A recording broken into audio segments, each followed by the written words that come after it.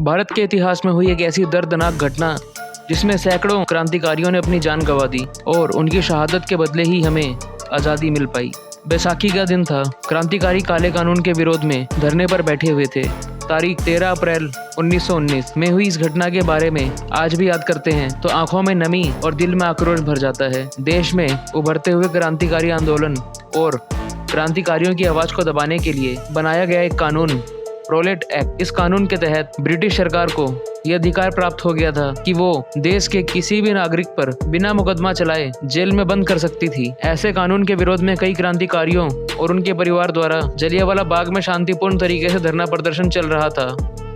देश में बढ़ रही इस क्रांति की आग को देख ब्रिटिश सरकार को अपने हाथ से सत्ता जाते हुए दिख रही थी और इस क्रांति को खत्म करने के लिए ब्रिटिश सरकार के ब्रिगेडियर जनरल रेजिनाल्ड डायर ने जलियांवाला बाग में जहां क्रांतिकारी आंदोलन पर बैठे हुए थे, रोलेट एक्ट के खिलाफ एक बैठक बुलाई और बैठक होने से पूर्व ब्रिटिश सरकार के अधीन भारतीय सेना को जलियांवाले बाग के एकमात्र प्रवेश द्वार पर सैनिकों की एक रेजिमेंट तैनात करने का आदेश दिया। जनरल डायर के आने पर सेना को जलियांवाला बाग के अंदर बुला लिया गया और प्रवेश द्वार को बंद करने का आदेश दिया गया। जनरल डायर आंदोलनकारियों के सामने खड़ा था। जनरल डायर ने बिना किसी चेतावनी के अपने सैनिकों को आंदोलनकारियों पर गोली चलाने का आदेश दिया। जलियांवाला बाग में लगातार गोलियां चलती रही। लोगों में भगदड़ मच गई। कई लोग मारे गए, जिनमें कई आदमी, औरतें और एक 6 महीने का बच्चा भी था।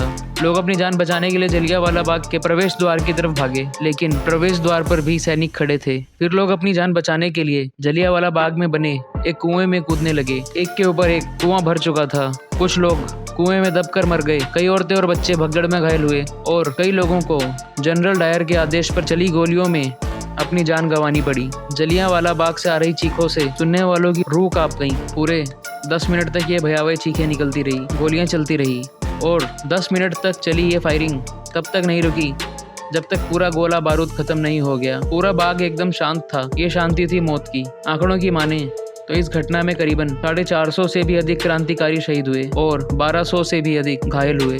ये वीडियो उन लोगों के लिए है जिन्हें लगता है कि अहिंसा की राह पर चलने से मिली है आज़ादी। हजारों लोगों की शहादत है इस देश को आज़ाद करवाने में।